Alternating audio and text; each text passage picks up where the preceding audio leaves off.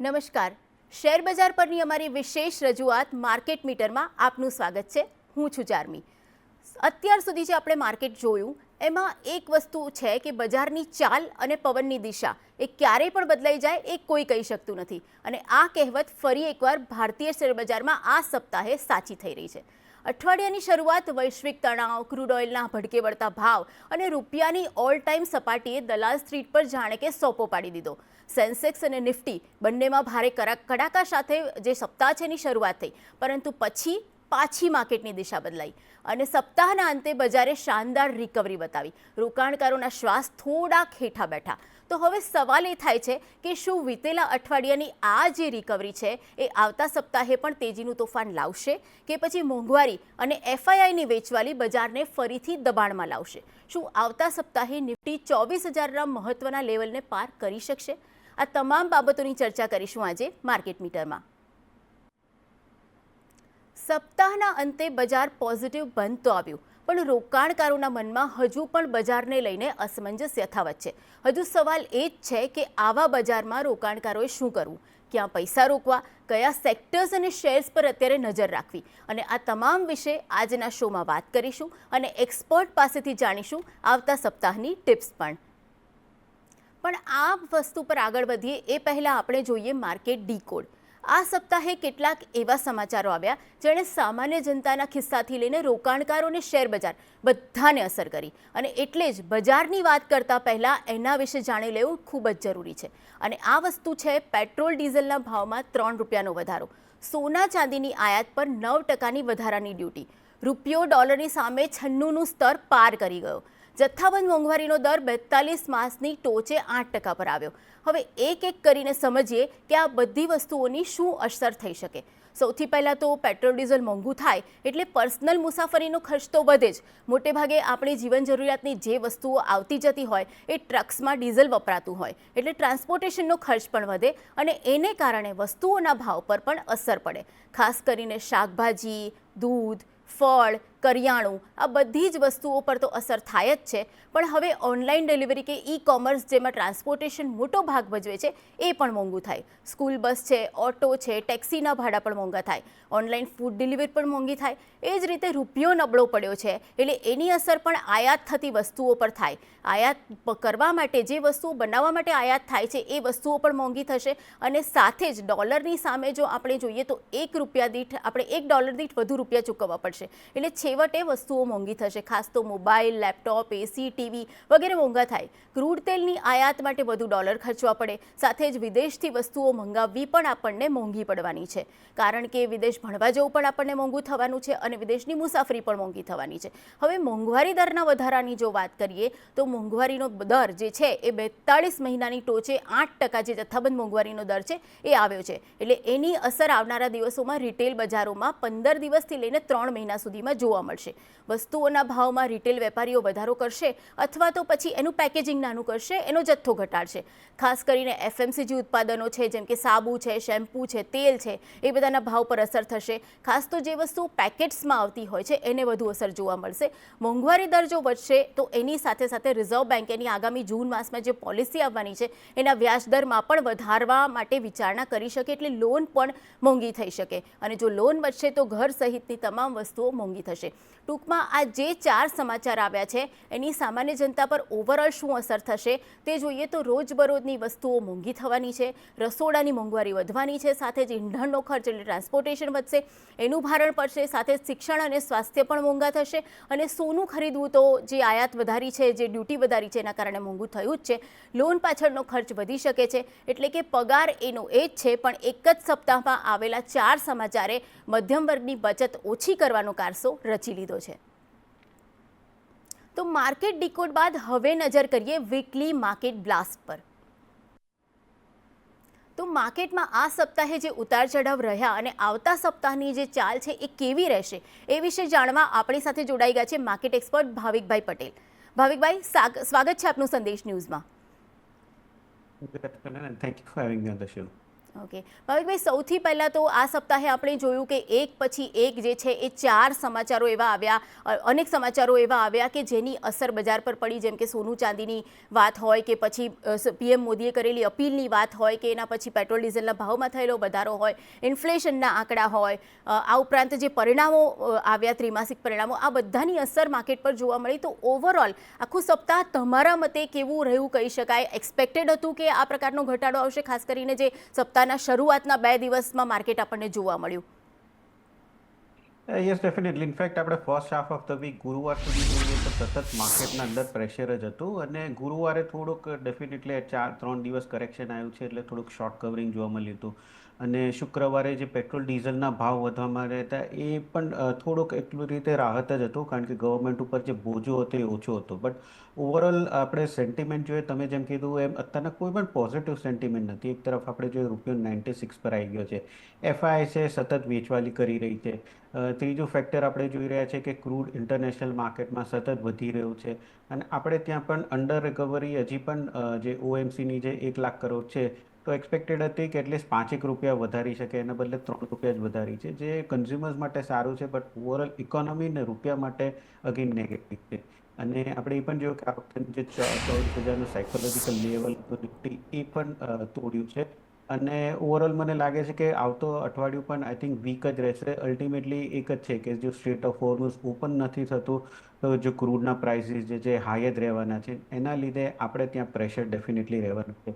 Plus અત્યારના તમે જેમ કીધું કે ત્રિમાસિકના જે આ વખતેના જે રિઝલ્ટ્સ આવ્યા છે એ પણ કોઈ ખાસ પોઝિટિવ આવ્યા નથી. એટલે ઓવરઓલ આઈ થિંક માર્કેટ માટે કોઈ ટ્રિગર એવા છે નહીં પોઝિટિવલી જવા માટેના. તો unless and until I think state of Hormuz open થાય છે, પીસ ટોક્સ ચાલુ થશે, તો જ આપણને તેજી જોવા મળશે. અધરવાઇઝ મને લાગે છે કે અહીંયાથી પણ માર્કેટમાં કરેક્શન જે છે ઓર કન્ટિન્યુ રહી શકે છે. ઓકે, તો આ એક રોકાણકારો માટે આપણે કહીએ કે થોડુંક વેઇટ એન્ડ વોચ કરવા જેવી અત્યારે તમે સલાહ આપી રહ્યા છો. સાથે જ ભાવિકભાઈ, સેક્ટર્સની જો વાત કરીએ તો ગયા સપ્તાહે જે પ્રકારના મૂવમેન્ટ્સ જોવા મળ્યા, જે ન્યૂઝ જોવા મળ્યા, ગ્લોબલી હોય કે આપણા ત્યાં લોકલી હોય, તો એ બધાની અસર ખાસ કરીને કયા સેક્ટર્સ પર વધારે જોવા મળી, ને તમારા મતે જે અનએક્સપેક્ટેડ દેખાવ હોય એ કયા સેક્ટર્સનો ગયા એક વીકમાં રહ્યો? આઈ થિંક 1-2 વીકમાં આપણે જોઈ રહ્યા છીએ કે ફાર્માસ્યુટિકલ અને હેલ્થકેર સેક્ટર છે એ હજી પણ સ્ટ્રોંગ જોવા મળી રહ્યું છે. આઈ થિંક એક ફેક્ટર એ પણ છે કે યુઝ્યુઅલી જ્યારે પણ માર્કેટ કરેક્ટ થતું હોય છે ત્યારે લોકો એક એઝ અ ડિફેન્સિવ ફાર્મર તરીકે રાખતા હોય છે.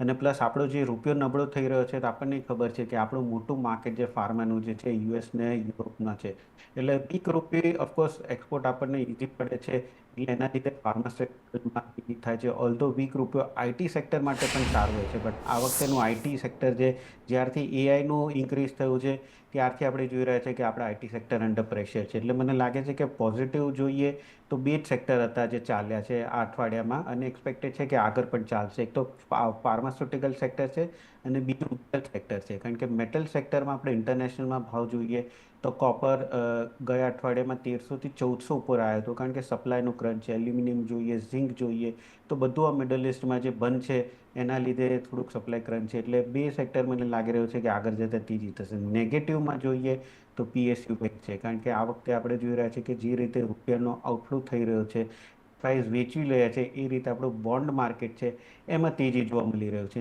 એ પીએસયુ બેંક્સ માટે થોડુંક નેગેટિવ છે. ત્રીજું એક આપણે જોઈએ તો આઈ થિંક ટેલિકોમ સેક્ટર છે, એ પણ લોંગ ટર્મ ગ્રોથ જે છે એ પણ ધીરે ધીરે ફિઝલ આઉટ થઈ રહ્યો છે. I think energy, oil and gas, આમાં પણ આપણે જોઈ રહ્યા છીએ કે અત્યારના પીએસયુ બેંક્સ જે છે, પીએસયુ ઓઇલ માર્કેટિંગ કંપનીઝ જે છે એમાં પણ અંડર રિકવરી. અત્યારના રોજનો એ લોકોને 20 થી 25 રૂપિયાનો પર લીટરે લોસ થઈ રહ્યો છે. એટલે જ્યાં સુધી ભાવ નહીં વધારે, એ રીકોએ તો કીધું છે કે આ વખતેનું નેક્સ્ટ ક્વાર્ટરમાં જે રિઝલ્ટ આવવાનું છે એ લોસમાં જ આવવાનું છે. એટલે મને લાગે છે કે 2 જ સેક્ટર પોઝિટિવ છે, એક તો મેટલ છે અને એક ફાર્મા સેક્ટર છે. જે નેગેટિવ છે એ પીએસયુ બેન્કિંગ છે, ઓઇલ એન્ડ ગેસ છે, આઈટી સેક્ટર છે. આટલા 3 મને હજી પણ નેગેટિવ છે. એટલે એક્સપેક્ટેડ છે કે અત્યારના હમણાં કોઈ રોકાણ ના કરવું જોઈએ ઓઇલ એન્ડ ગેસમાં કે પીએસયુ બેંક્સમાં, બટ હજી પણ ફાર્માસ્યુટિકલ્સ અને મેટલ્સમાં રોકાણ જે છે કન્ટિન્યુ રાખવું જોઈએ. ઓકે ભાવિકભાઈ, આપણે સેક્ટર્સની વાત કરી, પણ જે આખું સપ્તાહ ગયું એમાં શેર્સની જો વાત કરીએ તો એવા કયા મેજર શેર્સ રહ્યા કે જેમાં વધારે ઉથલપાથલ આ સપ્તાહે જોવા મળી ને જે કદાચ અનએક્સપેક્ટેડ હતું? વેલ અનએક્સપેક્ટેડમાં તો આઈ થિંક મને લાગે છે કે રિલાયન્સ જે છે એ અનએક્સપેક્ટેડ હતું, કારણ કે જ્યારે પણ આપણે જોયું કે ગવર્મેન્ટે એનાઉન્સ કર્યું છે કે એ લોકો ₹3 ડીઝલ ને પેટ્રોલના ભાવ વધારવાના હતા, ત્યારે એક્સપેક્ટેડ હતું કે જેમ બીજા પણ ઓઇલ માર્કેટિંગ કંપની છે કે ઓઇલ ઇન્ડિયા છે, ઓએનજીસી છે, બધામાં જ તેજી જોવા મળી. બટ રિલાયન્સે અલ્ટિમેટલી શું થયું કે એમાં કરેક્શન જોવા મળ્યું હતું અને માર્કેટમાં એવું એક્સપેક્ટેડ નહોતું. માર્કેટને એવું હતું કે રિલાયન્સને પણ થોડુંક તો મજબૂતીને ટેકો મળશે. તો આઈ થિંક રિલાયન્સનું જે અલ્ટિમેટલી અત્યારના નેગેટિવ ટ્રેન્ડ જે છે એ થોડુંક સરપ્રાઇઝિંગ છે ને એના લીધે પણ, કારણ કે રિલાયન્સ હેવી વેઇટ છે એટલે એના લીધે ઇન્ડેક્સ જે છે એ પણ અત્યારે અંડર પ્રેશર છે. ઓકે, તો શેરબજારની આ વાત છે આપણે કન્ટિન્યુ રાખીશું, પણ સાથે સાથે આ સપ્તાહના ઉતાર ચઢાવમાં તમારા ખિસ્સા પર કેવી અસર થઈ એના પર પણ એક નજર કરી લઈએ. તો શેરબજારની સાથે સાથે ખાસ કરીને વાત કરીએ તો સોના ચાંદીમાં આ વખતે એક જે આયાત ડ્યુટી વધારવાના સૌથી મોટા સમાચાર આ વખતે જોવા મળ્યા છે. તો ભાવિકભાઈ, એના વિશે પણ તમારી પાસેથી જાણવું છે કે ખાસ કરીને જે સોના ચાંદીમાં આ જે આયાત ડ્યુટી વધાર્યાના જે સમાચાર આવ્યા એ પછી ભાવમાં વધારો એક સાથે જોવા મળ્યો. આપણને લગભગ 10,000નો ભાવ વધારો સોનામાં અને એ જ રીતે ચાંદીમાં પણ આપણને વધારો જોવા મળ્યો. તો રોકાણકારોને તમે અત્યારે શું સલાહ, તમને શું લાગે છે કે સોના ચાંદીના જે લેવલ્સ છે એ આવનારા દિવસોમાં, જો હાજર બજારની વાત કરીને સાથે એમસીએક્સના લેવલ્સની પણ વાત કરીએ તો એ કયા લેવલ પર રહી શકે છે? વેલ સોના ચાંદીનો યસ, કારણ કે આ વખતે આપણે સન્ડે જ ઇનફેક્ટ જોયું હતું કે પીએમ મોદી જે છે એમને અપીલ કરી હતી કે સોનું ચાંદી જે ડિસ્ક્રિશનરી સ્પેન્ડિંગ છે એ થોડુંક ઓછું કરવું જોઈએ. અને પ્લસ એ પણ કીધું હતું કે ઓઇલ ને ગેસને એના માટે પણ આપણે જોઈ રહ્યા છે કે એમને કીધું કે વર્ક ફ્રોમ હોમ જે છે એ ટ્રાય કરો, કાં તો પછી કારપુલિંગ કરો.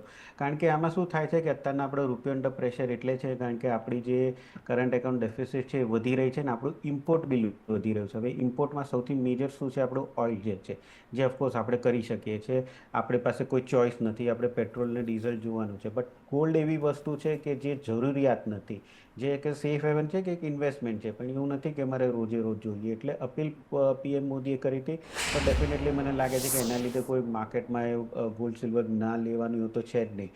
બટ અગેન થોડુંક જે લોકોની અપીલ છે બાય કરવાની, એને ઓછી કરવા માટે ઇમ્પોર્ટ ડ્યુટી નાખી હતી. હવે ઇમ્પોર્ટ ડ્યુટી નાખવાથી બે વસ્તુ થાય છે. એક તો પ્રાઇસ તરત જ વધે છે અને પ્લસ બીજું થોડાક જે ઇન્વેસ્ટર્સ જે છે એ ડિસ્કરેજ થાય છે લેવા માટે. ઓલ્ધો જેમ્સ એન્ડ જ્વેલરી એસોસિએશને તો ક્લિયરલી કીધું છે, મારું એ જ માનવું છે કે આનાથી ખાલી પ્રાઇસનો ફરક પડવાનો છે, બાકી જે લોકો ઇમ્પોર્ટ કરવાના છે એ તો ડેફિનેટલી કરવાના જ છે.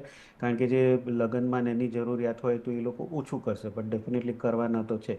તો અત્યારના ઓવરઓલ મને લાગે છે કે આ જે ઇમ્પોર્ટ ડ્યુટી પછી આપણને જે 10,000 અને 16,000નું ચાંદીમાં જોવા મળી હતી, જેને પછી ઇન્ટરનેશનલ માર્કેટમાં ગોલ્ડ અને સિલ્વર બેઉમાં થોડુંક કરેક્શન થયું છે.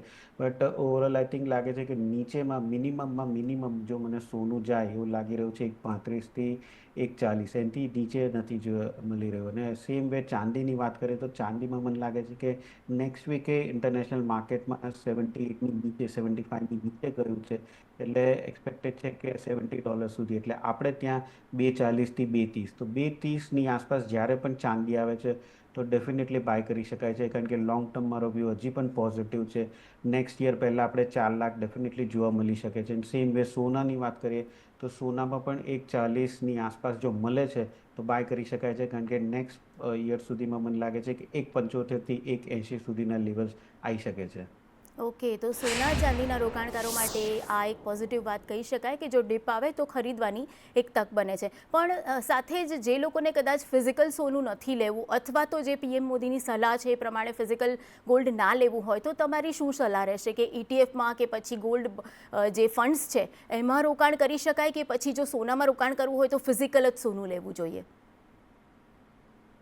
ફિઝિકલ સોનામાં એક ઇશ્યુ એ છે કે તમારે કોસ્ટ જે છે પ્રીમિયમ, એક તો પ્રીમિયમ ચૂકાઈને તમારે લેવાનો છે. બીજું એ છે કે રિસ્ક જે છે, કારણ કે તમે સોનું કશેક તો સ્ટોર કરવાના છો, તો લોકરનું રેન્ટ આપવાનું, ચોરી થવાની તમારે ભય છે.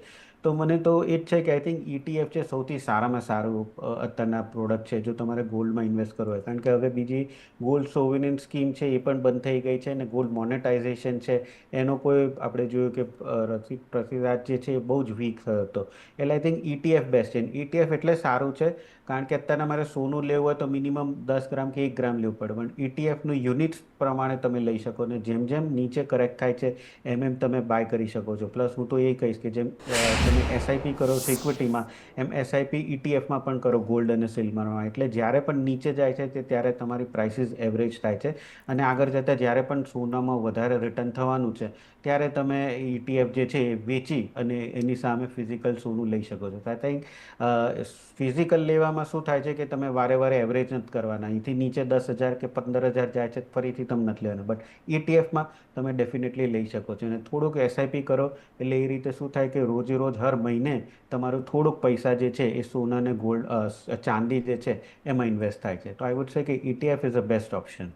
ઓકે, ચલો, તો સોનામાં ફિઝિકલમાં પણ ભાવ ઘટવાની વાત ભાવિકભાઈ કરી રહ્યા છે, અને સાથે જ ઇટીએફમાં એમણે રોકાણ માટેની એક સલાહ આપેલી છે. ભાવિકભાઈ, આ ઉપરાંત જો વાત કરીએ તો આપણે આખા અઠવાડિયામાં જેમ તમે કહ્યું કે રૂપિયો જે છે એ સૌથી નબળો પડીને આ વખતે 96નું લેવલ ક્રોસ કરીને આપણને જોવા મળ્યો, અને સાથે જ ક્રૂડના ભાવ પણ $103-160 વચ્ચે આ વખતે આખું વીક આપણે જોઈએ તો ઝૂલતા રહ્યા. તો એને જોઈને અને સાથે જ જે સોનાના ભાવમાં જે ફ્લક્ચ્યુએશન આવ્યું એના કારણે જ્વેલરી શેર્સ પર પણ અસર જોવા મળી. તો આ ત્રણ વસ્તુ છે, સોનું, ચાંદી, ક્રૂડ ઓઇલ અને રૂપિયો, એ ત્રણેયને જોતા માર્કેટમાં કયા સેક્ટર્સ પર તમને એવું લાગે છે કે વધારે અસર એની આવનારા દિવસોમાં પણ જોવા મળી શકે છે, ખાસ કરીને આવતા સપ્તાહે?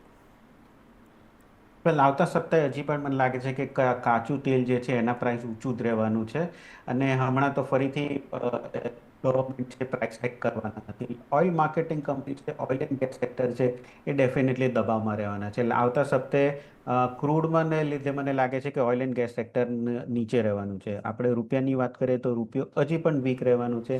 આજે નવા ગવર્નર છે એ હેવી ઇન્ટરવેન કરતા નથી, અને આઈ થિંક કરવું ના જોઈએ, કારણ કે એમાં આપણે રૂપિયાને ડિફેન્ડ કરવામાં આપણું જે ડોલર રિઝર્વ જે છે એ આપણે વેડફી રહ્યા છીએ. એટલે મને લાગે છે કે નાનું શોર્ટ ઇન્ટરફિરન્સ આવશે, બટ હજી પણ આગળ જતાં 98 રૂપિયા તો થવાનો છે. હવે આના લીધે મને લાગે છે કે એટલીસ્ટ એક્સપોર્ટ ઓરિએન્ટેડ સેક્ટર છે જેમ કે ફાર્મા સેક્ટર છે એ તેજી થઈ શકે છે. એટલે નેક્સ્ટ વીક પણ મને લાગે છે કે ફાર્મા સેક્ટર રૂપિયાના વીકનેસને લીધે ડેફિનેટલી પોઝિટિવ થઈ શકે છે. અને ગોલ્ડ ને સિલ્વરના સ્ટોક્સની આપણે વાત કરીએ તો કારણ કે આ ઇમ્પોર્ટ ડ્યુટી વધાર્યું છે એટલે ઇમિડિયેટલી પ્રાઇસીસ જમ્પ થયા છે. એટલે કોઈ અત્યારના ગોલ્ડ ને સિલ્વર લેવાના છે તે લોકો ડેફિનેટલી વેઇટ કરવાના છે. એટલે એના લીધે આપણે જોઈ રહ્યા છીએ કે જ્વેલરી સ્ટોક્સ જે છે એમાં આપણને નેગેટિવ રિએક્શન જોવા મળ્યું છે. હજી પણ મને લાગે છે કે નેગેટિવ રિએક્શન કન્ટિન્યુ થઈ શકે છે, કારણ કે ગોલ્ડ અને સિલ્વરના પ્રાઇસ જે છે થોડાક હાઈ રહેશે. એટલે ઓવરઓલ આઈ થિંક બધા જ સેક્ટરમાં મને લાગી રહ્યું છે ફાર્મા સેક્ટર રૂપિયોના વીકના લીધે આગળ ચમકી શકે છે. ખાસ કરીને આવતા સપ્તાહે બજારો કેવા રહેશે એની વાત કરવી છે. આપણી સાથે ભાવિકભાઈ જોડાયેલા છે. ભાવિકભાઈ, સૌથી પહેલાં વાત કરવી છે બ્રેક પરથી પાછા આવ્યા પછી કે ખાસ કરીને આવતા સપ્તાહની, કારણ કે આ સપ્તાહ તો વીતી ગયું પણ હજુ એવી જ અસમંજસ લોકોના મનમાં બરકરાર છે. ખાસ કરીને જે છેલ્લા ન્યૂઝ પણ જે પ્રમાણે આવ્યા કે હજુ પેટ્રોલ ડીઝલના ભાવમાં કદાચ વધારો થઈ શકવાની શક્યતા છે. આ બધી જ વસ્તુઓને જોતા અને ખાસ કરીને પરિણામો પણ હજુ આવતા સપ્તાહે આવવાના છે, આઈપીઓ પણ કેટલાક આવી રહ્યા છે, તો આ બધી જ વસ્તુઓને જોતા આવનારા સપ્તાહ માટે તમારું આઉટલુક રોકાણકારો માટે કેવું રહેશે?